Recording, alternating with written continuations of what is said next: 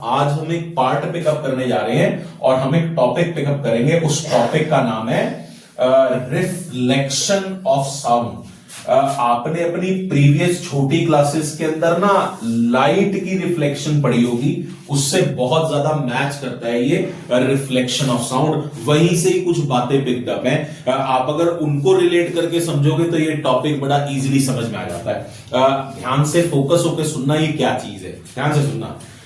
Let's say हमारे पास किसी जगह पर कोई सोर्स है साउंड का और वो सोर्स साउंड प्रोड्यूस कर रहा है, मतलब कोई भी सोर्स हो सकता है, इस सोर्स की वजह से साउंड प्रोड्यूस हुई। अब लेटस से जब ये साउंड प्रोड्यूस हुई, हम पीछे पूरा कॉन्सेप्ट पढ़ के आए हैं, मीडियम में डिस्टरबेंस वेव आ जाएगी, कंप्रेशन रिफ्लेक्शन होगा और अब ये साउंड ट्रैवल करना स्टार्ट करेगी। किसी सोर्स ने साउंड प्रोड्यूस की और वो साउंड ट्रैवल करते करते एक जगह से दूसरी जगह जा रही है। अगर ये साउंड ट्रैवल करते करते एक जगह से दूसरी जगह जा रही है और साउंड के रास्ते में सपोज करो कोई सरफेस आ जाता है और सरफेस के आ जाने की वजह से अगर ये साउंड जो ट्रैवल करती हुई जा रही है किसी सरफेस को जाकर स्ट्राइक करे और स्ट्राइक करने के बाद ये साउंड बाउंस बैक कर वापस आ जाए, तो साउंड के इस बाउंस बैक करने वाले फिनोमेना को बड़ा फेमसली जाना जाता है रिफ्लेक्शन ऑफ साउंड। लाइट के बारे में भी शायद ऐसी बात होती है कि लाइट ट्रैवल करती हुई जा रही है, कोई रिफ्लेक्टिंग सरफेस आया, उससे स्ट्राइक करके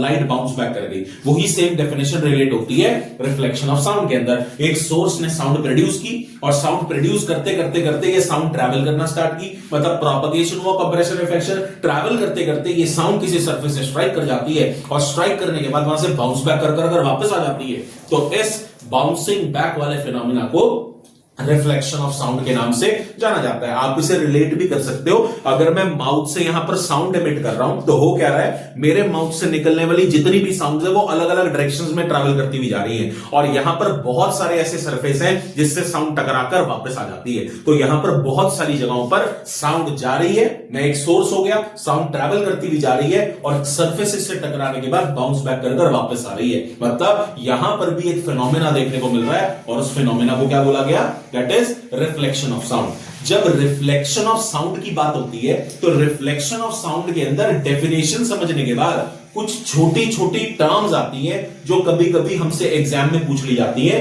हम लोग थोड़ा सा इसको रिफ्लेक्शन को रिलेट करने के बाद हम एक बार वो टर्म्स भी पढ़ते हैं। लाइट से बड़ा रिजेंबलेंस करती है, बट पहले इसको जरा हम रिलेट करते हैं, फिर टर्म्स पे आते हैं। अच्छा, इस रिफ्लेक्शन वाले पार्ट को समझने के बाद हम ना कुछ छोटी छोटी सी टर्म्स पढ़ते हैं जो एक एक मार्क्स में इस टॉपिक से रिलेट करती है। बहुत इजी है लाइट से कंपैरिजन करते हुए। जरा एक एक को ध्यान से समझते हैं, इजी है वैसे। अभी अभी मैंने बोला लेटस से किसी सोर्स ने ना साउंड प्रोड्यूस की। अगर किसी सोर्स ने साउंड प्रोड्यूस की, अब वो साउंड ना मल्टीपल डायरेक्शंस में ट्रैवल करती हुई जा रही है। लेटस से किसी जगह पर कोई सरफेस प्रेजेंट था, किसी भी तरीके का कोई सरफेस हो सकता है, कोई साउंड को ज्यादा बाउंस बैक करवाते कोई कम, लेकिन लेटस से एक बाउंस बैक करवाने वाला सरफेस था। सपोज करो एक सोर्स ने साउंड एमिट की, जो साउंड ट्रैवल करते करते किसी सरफेस के ऊपर जाकर इनिशियली फॉल कर जाती है। इस इनिशियली फॉल करने वाली साउंड को एक स्पेशल नाम दिया जाता है, इसे बोल दिया जाता है इंसिडेंट साउंड। यही अगर ये बात हो रही होती लाइट की तो इसे बोल दिया जाता इंसिडेंट रे। बट जो साउंड रे जाते जाते ट्रैवल करते करते किसी सरफेस पे जाकर इनिशियली फॉल कर रही है, उस पर्टिकुलर साउंड को बोला जाता है क्या, इंसिडेंट साउंड। उसको इंसिडेंट साउंड के नाम से जाना जाता है। अच्छा, जब साउंड ट्रैवल करते करते सरफेस पे जाकर टकराएगी और टकराने के बाद अभी अभी हमने पढ़ा ये बाउंस बैक कर वापस मिलेगी। बाउंस बैक करने के बाद जो साउंड आपको वापस मिलती है, इस बाउंस बैक साउंड को इसकी हेडिंग से बहुत रिलेट कर नाम दिया जाता है। इस साउंड को बोल दिया जाता है रिफ्लेक्टेड साउंड के नाम से। मतलब ये छोटी छोटी सी टर्मिनोलॉजीज जनरेट हो रही हैं जो रिफ्लेक्शन से बड़ा रिलेट कर रही हैं। जो साउंड जा रही है, ट्रैवल करके फॉल कर रही है एक सरफेस के ऊपर, उसे इंसिडेंट साउंड बोला। और जो साउंड ट्रैवल करने के बाद सरफेस से टकराने के बाद हमें बाउंस बैक कर वापस मिल रही है, उसे क्या बोला जाता है, रिफ्लेक्टेड साउंड। अच्छा, इंसिडेंट साउंड ना सरफेस को जाकर पहले स्ट्राइक करती है। जिस पॉइंट पर जाकर ये स्ट्राइक कर रही होती है उसे पॉइंट ऑफ इंसिडेंस के नाम से जाना जाता है। ये जो साउंड है वो ट्रैवल करती भी गई और ट्रैवल करते करते वो सरफेस को किसी जगह पर जाकर स्ट्राइक कर रही है। जिस जगह पर वो स्ट्राइक कर रही है उसको पॉइंट ऑफ इंसिडेंस के नाम से जाना गया और यहीं से फिर साउंड बाउंस बैक कर कर वापस आ गई। तो एक टर्म बनी इंसिडेंट साउंड, एक टर्म बन गई पॉइंट ऑफ इंसिडेंस, एक टर्म बन गई क्या, रिफ्लेक्टेड साउंड। ये तीन टर्म से रिलेट हुई। अच्छा, और भी बड़ी इजी है, ध्यान से सुनना। एक ऐसी इमेजिनरी लाइन, मतलब ऐसी कोई लाइन एग्जिस्ट नहीं करती, हम सिर्फ अपने डायग्राम्स बनाने के लिए इस लाइन को बनाते हैं। एक ऐसी इमेजिनरी लाइन जो ना दो कंडीशन सेटिस्फाई करे, दो कंडीशंस। वो दो कंडीशंस कौन कौन सी हैं? सबसे पहली कंडीशन, सरफेस के ये लाइन परपेंडिकुलर होनी चाहिए। अच्छा, परपेंडिकुलर का मतलब होता है 90 डिग्री या नॉर्मली हो। देखो, आपके सामने ये सरफेस था, इस सरफेस के परपेंडिकुलर ये लाइन भी है, इस सरफेस के परपेंडिकुलर ये लाइन भी है, इस सरफेस के परपेंडिकुलर ये लाइन भी है, इस सरफेस के परपेंडिकुलर ये लाइन भी है, इस सरफेस के परपेंडिकुलर ये लाइन भी है। एक ऐसी लाइन जो सरफेस के परपेंडिकुलर हो, ये पहली कंडीशन। और दूसरी कंडीशन, ये perpendicular line must pass through point of incidence. किसमें से पास करनी चाहिए? ये पॉइंट ऑफ इंसिडेंस। ये लाइन परपेंडिकुलर तो है लेकिन पॉइंट ऑफ इंसिडेंस में से नहीं पास कर रही। ये लाइन 90 डिग्री पर तो है सरफेस के, लेकिन पॉइंट ऑफ इंसिडेंस से नहीं पास कर रही। तो एक इमेजिनरी लाइन जो सरफेस के परपेंडिकुलर रहे और at the same time point of incidence में से पास कर रही हो, इस इमेजिनरी लाइन को जो हम डायग्राम्स ड्रॉ करने के लिए बनाते हैं, इस इमेजिनरी लाइन को बोला जाता है नॉर्मल। ये हमारी नेक्स्ट फोर्थ टर्म आ जाती है। जो साउंड जाकर टकरा रही है, जाके फॉल कर रही है इनिशियली, इंसिडेंट साउंड। जिस जगह पर फॉल कर रही है called as point of incidence. Bounce back करने के बाद जो वापस मिल रही है कॉल्ड एज रिफ्लेक्टेड साउंड। और एक इमेजिनरी लाइन जो सरफेस के परपेंडिकुलर है और पॉइंट ऑफ इंसिडेंस में से पास कर रही है, जिसको मैंने इस डायग्राम में डॉटेड बनाया है, उस इमेजिनरी लाइन को क्या बोला जाएगा? नॉर्मल। ये चार टर्म्स के बाद दो सिंपल सी टर्म्स और बनती है। आप डायग्राम में रिलेट करके देखो, इंसिडेंट साउंड और नॉर्मल के बीच में ना एक एंगल जनरेट हो रहा है। इंसिडेंट साउंड और नॉर्मल के बीच में ये जो एंगल जनरेट होता है, इस एंगल को बोला जाता है एंगल ऑफ इंसिडेंस। और एंगल ऑफ इंसिडेंस को स्मॉल आई से डिनोट किया जाता है। सिमिलरली आप एक बात देखो, ये जो रिफ्लेक्टेड साउंड है और ये जो नॉर्मल है, इसके बीच में एक एंगल जनरेट हो रहा है। ये जो रिफ्लेक्टेड साउंड और नॉर्मल के बीच में एंगल जनरेट होता है, इस एंगल को बोला जाता है एंगल ऑफ रिफ्लेक्शन और इसको डिनोट किया जाता है स्मॉल आर से। मतलब साउंड का ट्रैवल करते हुए जाना और जाने के बाद बाउंस बैक कर कर किसी सरफेस से वापस आ जाना, this is called as reflection of sound. और रिफ्लेक्शन ऑफ साउंड के साथ डायग्रामेटिक व्यू के अंदर हमें 5-6 टर्म्स देखने को मिलती है।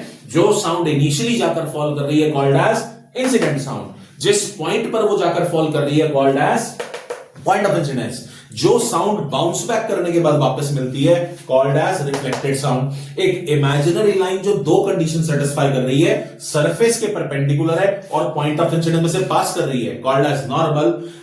नॉर्मल और इंसिडेंट रे के बीच का बनने वाला angle, angle of incidence. And sixth term is reflected ray और नॉर्मल के बीच में बनने वाला angle, that is called as angle of reflection. तो अगर रिफ्लेक्शन ऑफ साउंड थोड़ा सा ज्यादा मार्क्स में पूछ लिया जाए, हम उसको डिफाइन करने के बाद ऐसा सा डायग्रामेटिक व्यू बताकर ये टर्म्स भी हम उनको शो कर सकते हैं जो रिफ्लेक्शन ऑफ साउंड में रिलेट करती हैं। तो रिफ्लेक्शन ऑफ साउंड क्या होता है और उससे रिलेटेड टर्म्स क्या होती हैं, हमने यहां पर भी दो बातें क्लब कर ली। इसके बाद अभी हमने एक और बात पढ़नी है रिफ्लेक्शन ऑफ साउंड में, जो थोड़ा सा अच्छा इलैबोरेटेड पार्ट है, बट पहले हम इसे रिलेट करते हैं, फिर हम लोग उस पर चलेंगे। थर्ड बात पे हम लोग एक टर्म्स क्लब कर सकते हैं, डायग्राम भी हम रिलेट कर सकते हैं ताकि हमको डायग्राम से टर्म्स क्लियर हो जाए।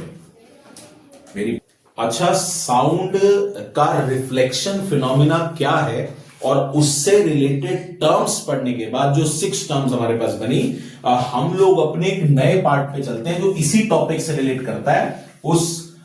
इसी से रिलेट करने वाले टॉपिक को बोला गया applications of reflection of sound. हम लोग रिफ्लेक्शन ऑफ साउंड की एप्लीकेशंस पढ़ने वाले हैं जी। एप्लीकेशन वर्ड का बड़ा सीधा सा मतलब होता है कहां कहां इस चीज को यूज किया जाता है, मतलब साउंड गई, बाउंस बैक कर कर वापस आई, इसको कहां कहां प्रैक्टिकली अप्लाई किया जाता है। रिफ्लेक्शन ऑफ साउंड के बेसिस पे आजकल बहुत सारे इंस्ट्रूमेंट्स बनाए गए हैं जो बेसिकली रिफ्लेक्शन ऑफ साउंड की क्या बन जाते हैं, एप्लीकेशंस बन जाते हैं। हमें इस स्टेज पर रिफ्लेक्शन ऑफ साउंड की 4 एप्लीकेशंस पढ़नी है या 4 इंस्ट्रूमेंट्स पढ़ने हैं इस पूरे टॉपिक के अंदर। मतलब ये जो हमने रिफ्लेक्शन ऑफ साउंड वाला टॉपिक स्टार्ट किया था, इसमें 3 बातें इंक्लूडेड है। रिफ्लेक्शन ऑफ साउंड क्या है, उसके बाद दूसरा टॉपिक है रिफ्लेक्शन ऑफ साउंड से रिलेटेड टर्म्स कितनी जनरेट होती हैं, और तीसरी बात आती है इसको यूज कहां किया जा रहा है, क्या इसकी एप्लीकेशन क्या है। तो हम इसकी थर्ड बात अब स्टार्ट करने जा रहे हैं। इसके बेसिस पे कुछ इंस्ट्रूमेंट्स बनाए गए हैं। जरा पहले उन सारी चीजों का नाम देखो कौन कौन से इंस्ट्रूमेंट है, उसके बाद हम एक एक कर उनको पढ़ने भी वाले हैं। मतलब साउंड के रिफ्लेक्शन फिनोमेना के बेसिस पे बहुत सारे इंस्ट्रूमेंट्स बनाए गए हैं जो हमें अभी स्टेज के ऊपर 4 पढ़ने हैं। मतलब हम लोग अभी इसकी कितनी एप्लीकेशंस पढ़ने वाले हैं, 4 मेजर एप्लीकेशंस पढ़ेंगे। जरा एक एक कर पहले नाम देखते हैं। हमने यहां पर रिफ्लेक्शन ऑफ साउंड की एक एप्लीकेशन पढ़नी है। इस एप्लीकेशन को बोला जाता है मेगाफोन। एक हमने इसकी एप्लीकेशन पढ़नी है मेगाफोन। मेगाफोन पढ़ने के बाद हमने यहां पर अपनी सेकंड एप्लीकेशन पढ़नी है। उस सेकंड एप्लीकेशन को बोला गया बल्ब हॉर्न। हमने एक बल्ब हॉर्न के बारे में पढ़ना है। मेगाफोन और बल्ब हॉर्न पढ़ने के बाद हम अपनी थर्ड एप्लीकेशन पे पढ़ने वाले हैं, दैट इज स्टेथोस्कोप। स्टेथोस्कोप नाम की हम एप्लीकेशन पढ़ेंगे, और स्टेथोस्कोप पढ़ने के बाद हम अपनी फोर्थ एप्लीकेशन पे पढ़ेंगे, लास्ट पे चलेंगे। वो फोर्थ एप्लीकेशन हमारी रहने वाली है साउंड बोर्ड। हम लोग इन एप्लीकेशंस को एक एक कर स्टार्ट करेंगे, बट उससे पहले आपको इनके नाम पता होने चाहिए। आप नाम भी लिखेंगे अभी, ताकि हम लोग नाम रिलेट करके फिर एक एक कर इनको पढ़ना स्टार्ट कर सकते हैं।